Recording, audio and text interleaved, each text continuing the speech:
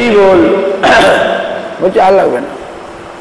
আমরা গতকাল ভগবান নৃসিংহদেবের আবির্ভাব তিথি পালনের চেষ্টা করেছি।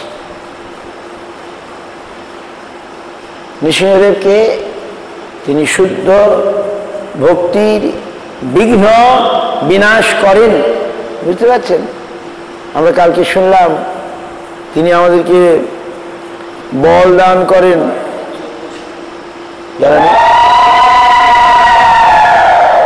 তিনি আমাদের বল দান করেন।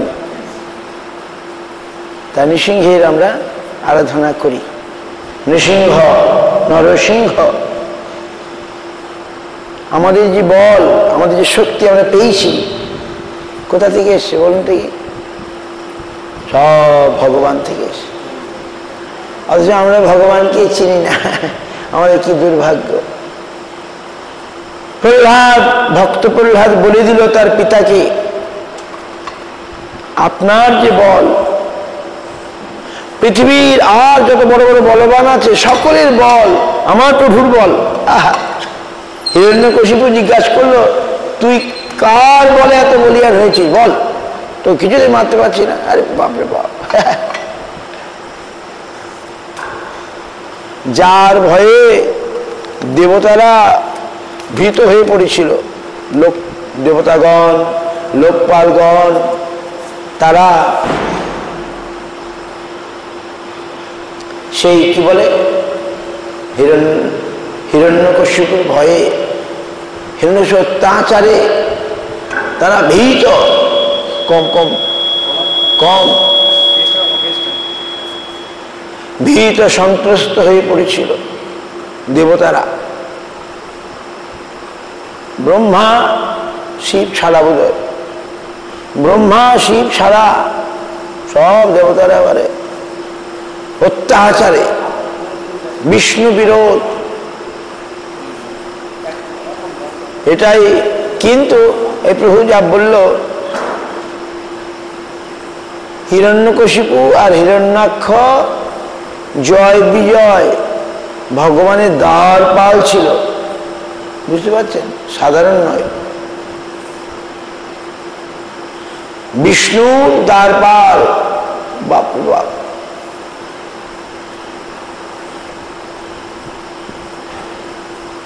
যেমন আমরা দেখি প্রধানমন্ত্রী বা ইত্যাদি সঙ্গে গার্ড থাকে নাকি,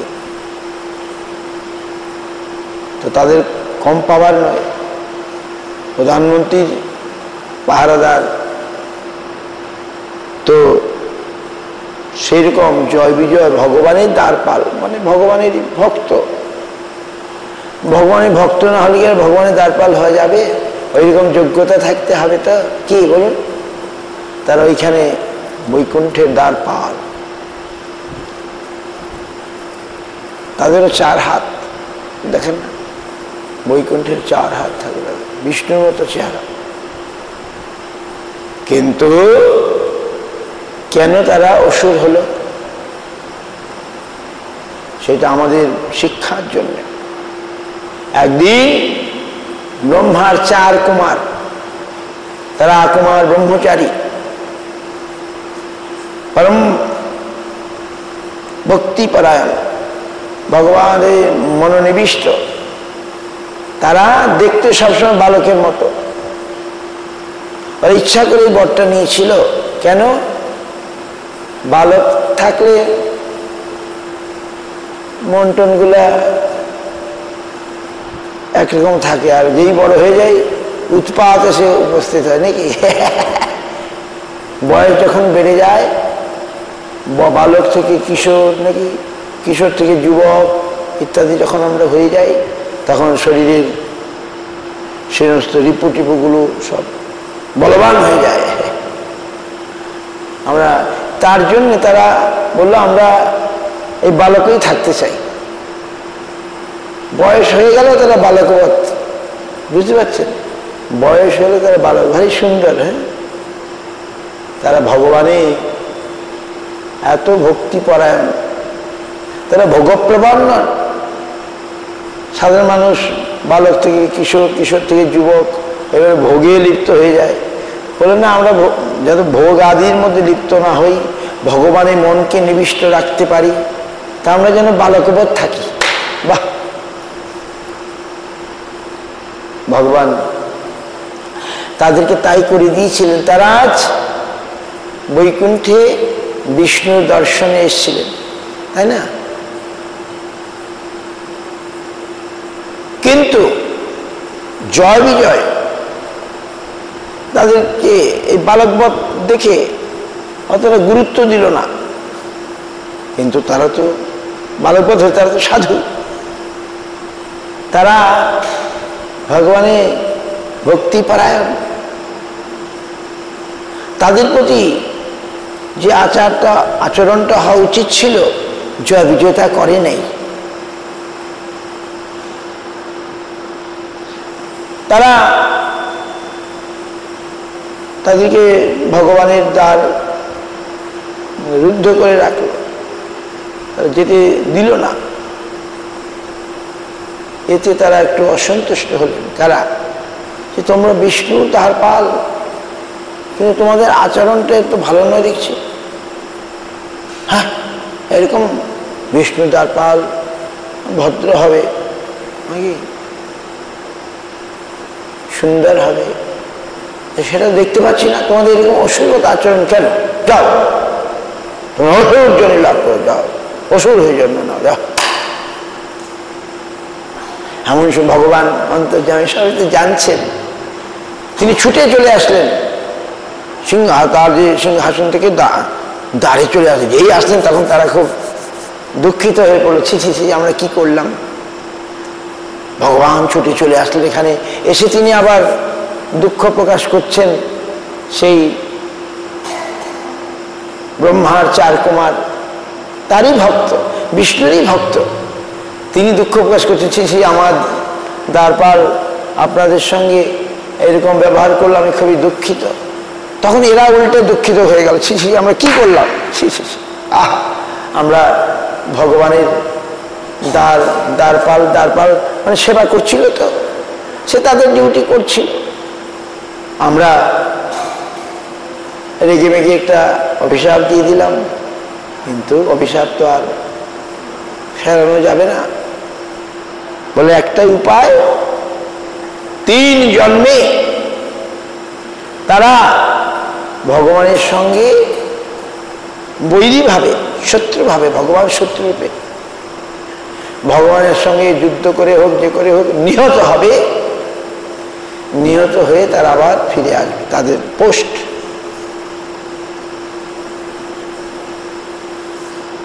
তাদের পোস্টে ফিরে আসবে।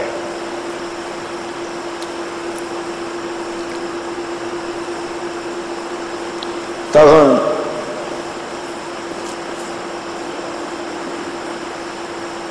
সেই প্রথম জন্মে জয় বিজয় হলেন হিরণ্যাক্ষ আর হিরণ্যকশিপু। হিরণ্যাক্ষ, হিরণ্যকশিপু, তারপর তো আমি সব বলেছি কতকাল, ভেরি ইম্পর্টেন্ট। তাহলে আমাদের কত সাবধান হতে হবে, বুঝতে পারছেন? যাতে ভগবানের দ্বারে পর্যন্ত আমি পৌঁছে গেছি, ভগবানের দারোয়ান হওয়ার সুযোগ পেয়েছি, কিন্তু ওখান থেকে আমাকে পড়ে যেতে হবে। কি বুঝতে পারছেন?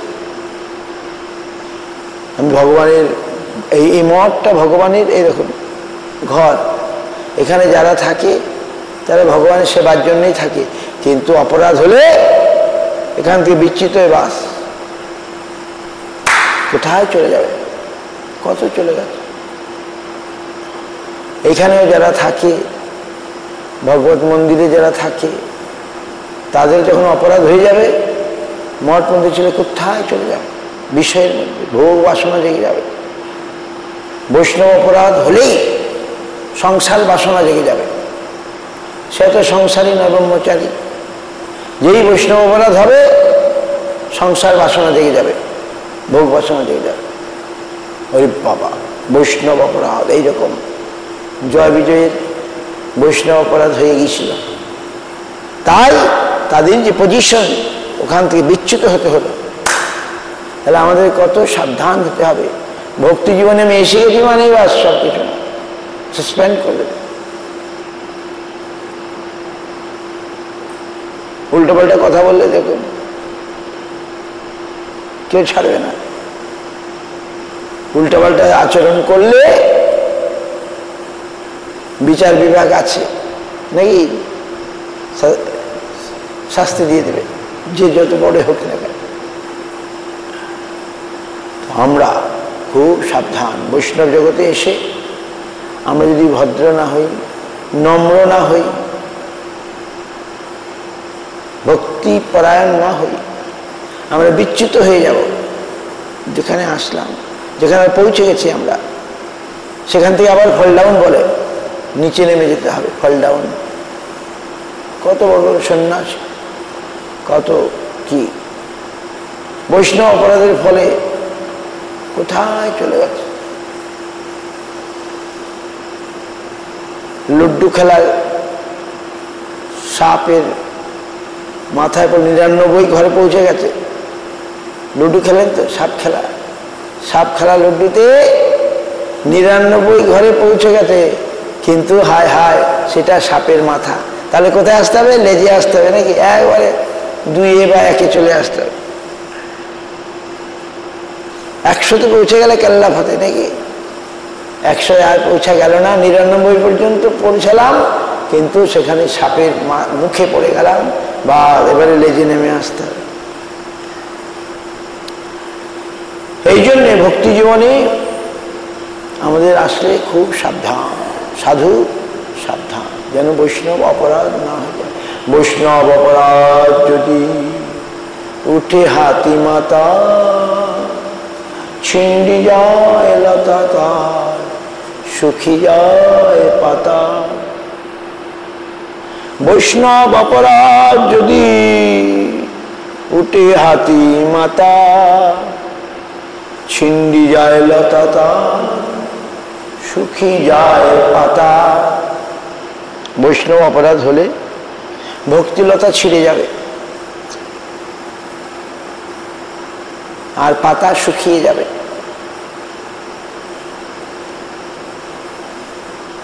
তাহলে আমাদের বৈষ্ণব অপরাধ না হয় সেইভাবে চলতে হবে।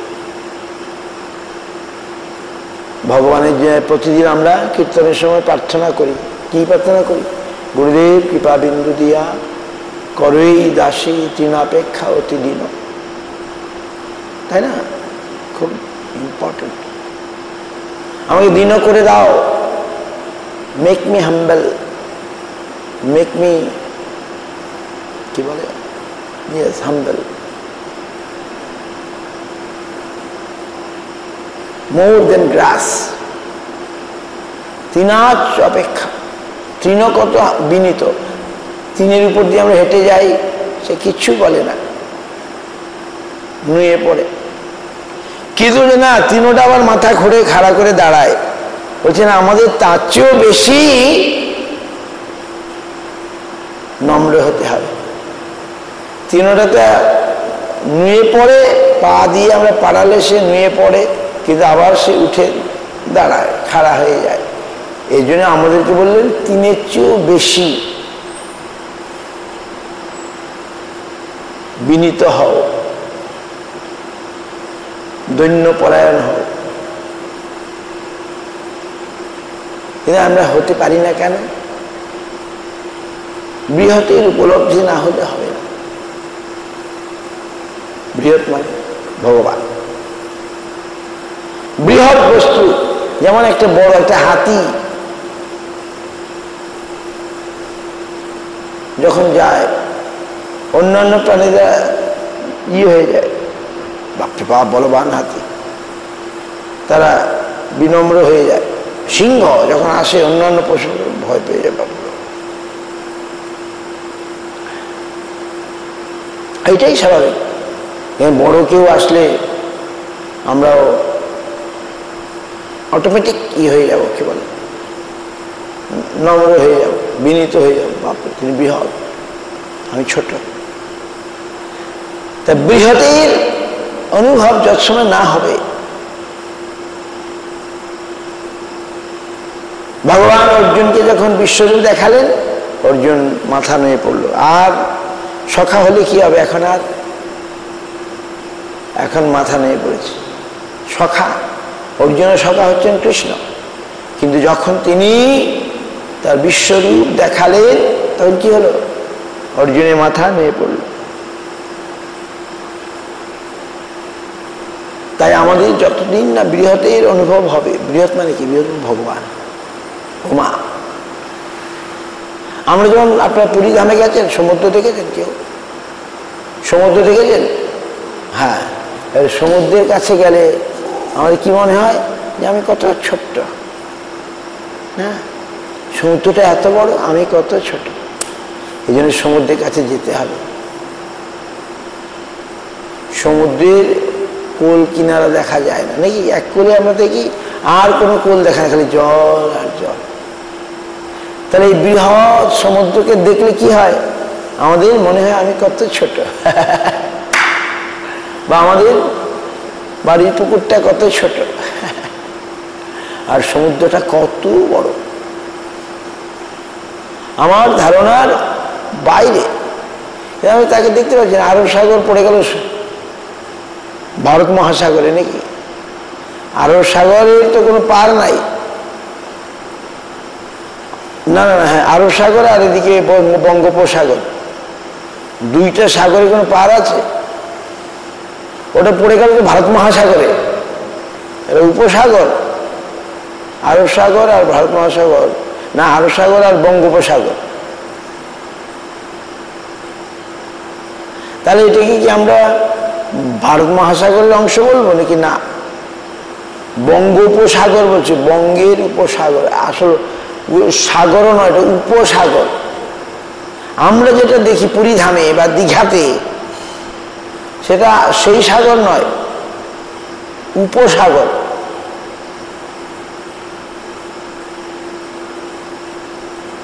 কিন্তু সে তো মিশে গেল ভারত মহাসাগরের নাকি, সে তো ভারত মহাসাগরের সঙ্গে মিশে গেল।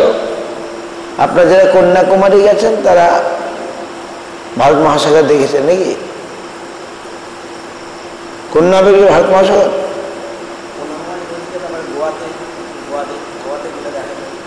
গোয়া